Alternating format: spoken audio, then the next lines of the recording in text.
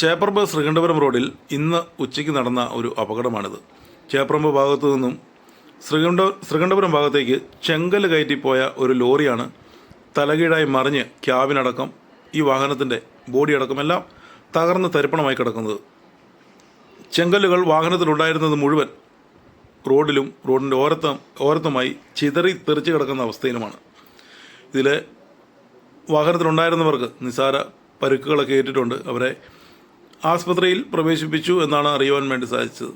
അപ്പോൾ ഞാൻ പറയുന്നത്, ഈ ചെങ്കൽ ലോറി എന്ന് പറഞ്ഞിട്ടുണ്ടെങ്കിൽ നമ്മുടെ സർക്കാർ സംവിധാനങ്ങൾക്ക് RTO, ജിയോളജി, പോലീസ് തുടങ്ങിയ ഇങ്ങനെയുള്ള കുറച്ച് ഡിപ്പാർട്ട്മെൻറ്റുകൾക്ക് ഒരു ഇരയാണ്. സത്യത്തിൽ ഈ അപകടത്തിന് കാരണമെന്ന് പറയുന്നത് ഈ ഡിപ്പാർട്ട്മെൻറ്റുകൾ മാത്രമാണ്.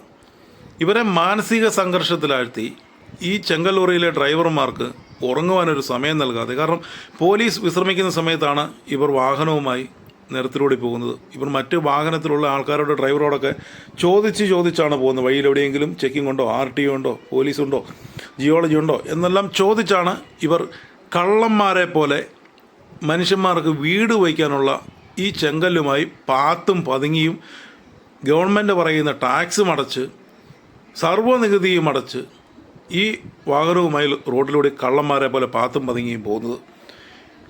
കാരണം പോലീസ് വിശ്രമിക്കുന്ന സമയത്ത് ഇവർ വണ്ടി ഓടിച്ചുകൊണ്ടേയിരിക്കും. പോലീസ് നിരത്തിലിറങ്ങുമ്പോൾ ഇവർ വാഹനം എവിടെയെങ്കിലും ഒതുക്കി ഇവർക്ക് വിശ്രമിക്കാൻ സാധിക്കത്തില്ല. കാരണം പോലീസ് ചെക്കിങ് കഴിഞ്ഞ് പോയോ ഇല്ലയോ എന്ന് ഇവർ റോഡിൻ്റെ ഓരത്ത് നിന്ന് ഒന്നും അറിയാത്തതുപോലെ നിന്ന് മറ്റ് വാഹനത്തിൽ വരുന്ന ആൾക്കാരോട് ചോദിച്ച് പോലീസ് പോയതിന് ശേഷം ഇവർ വീണ്ടും വണ്ടിയെടുത്ത് പോകുന്നു.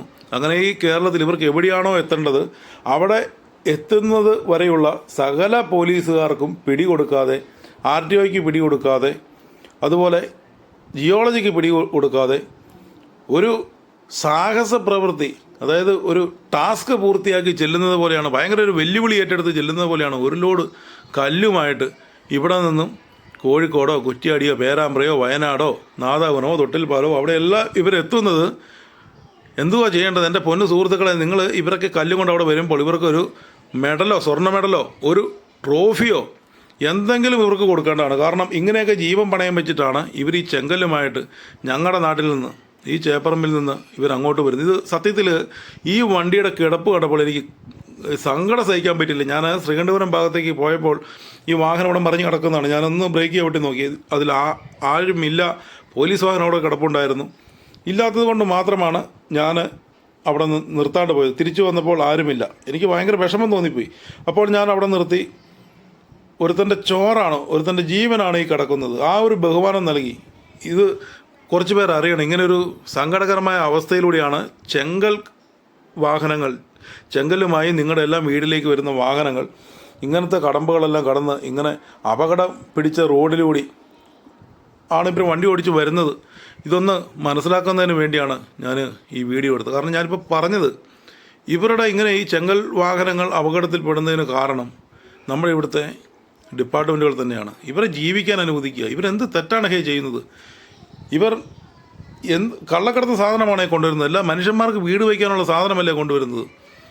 ഇത് ഓവർലോഡ് കയറ്റുമെന്ന് പറയുന്നു. ഇത് എവിടെ കൊണ്ടേ തൂക്കേണ്ടത്? ഇത് തൂക്കി കല്ലിൻ്റെ എണ്ണം അനുസരിച്ച് തൂക്കാൻ പറ്റുമോ? മഴ പെയ്തിട്ടുണ്ടെങ്കിൽ തൂക്കം കൂടില്ല. കുറച്ചൊക്കെ വിട്ടുവീഴ്ചയ്ക്ക് ഇവരോടൊക്കെ പോലീസും ഇങ്ങനെയുള്ള ആൾക്കാരെല്ലാം ചെയ്തു കൊടുക്കണം. എങ്ങനെ ഇവരെ ചൂഷണം ചെയ്ത് ഇവരിന്ന് പിടിച്ചു പറിച്ച് സർക്കാരിൻ്റെ ഖജനാവ് വീർപ്പിക്കാമെന്നാണ് ഈ ഉദ്യോഗസ്ഥന്മാരെല്ലാം കരുതുന്നത്. അവരുടെ പരിപാടി അതൊക്കെ തന്നെയാണ്. വളരെ ദ്രോഹമാണ് ഇവരോട് കാണിക്കുന്നത്. ഒരുത്തൻ്റെ കുറച്ച് കുടുംബം അരി മേടിക്കുന്ന ഒരു വാഹനമാണ് ഈ തലകീഴായി ഇവിടെ മറിഞ്ഞു കിടക്കുന്നത്. എന്തോ ഭാഗ്യത്തിന് അവിടെ കിടക്കുന്നത്. താഴോട്ട് പോയിട്ടുണ്ടായിരുന്നെങ്കിൽ ഈ വണ്ടിയുടെ പൊടി പോലും കിട്ടത്തില്ല. അത് മാത്രമല്ല, ഈ വാഹനത്തിലുണ്ടായിരുന്ന സകല ആൾക്കാരും ഇന്ന് വീട്ടിൽ പന്തൽ കെട്ടുമായിരുന്നു.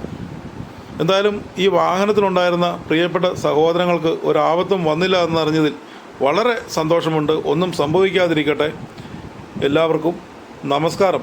ഇത്രയും കൂടെ പറയുന്നു, ഈ ചെങ്കൽ വാഹനങ്ങൾക്ക് കാണുമ്പോൾ ചെറിയൊരു ബഹുമാനം കൊടുക്കുക. ഇവരിങ്ങനെയൊക്കെ ജീവൻ പണയം വെച്ചിട്ടാണ് വലിയ കുഴിയിൽ നിന്ന് കല്ലും വലിച്ചു കയറ്റി നിങ്ങളുടെ എല്ലാം വീടിൻ്റെ മുറ്റത്തൂടെ ഈ ടാസ്കുകളെല്ലാം കടന്ന്, കടമ്പകളെല്ലാം കടന്ന് പോലീസിനെയും RTOയെയും സകല ഡിപ്പാർട്ട്മെൻറ്റിനെയും അവരുടെ എല്ലാം മുമ്പിൽ കൂടി പിടികൊടുക്കാതെ നിങ്ങളുടെ വീട്ടിലെത്തിച്ചേരുന്നത്. അപ്പോൾ എല്ലാവർക്കും നന്ദി. എൻ്റെ വിഷമം പറഞ്ഞു എന്ന് മാത്രം.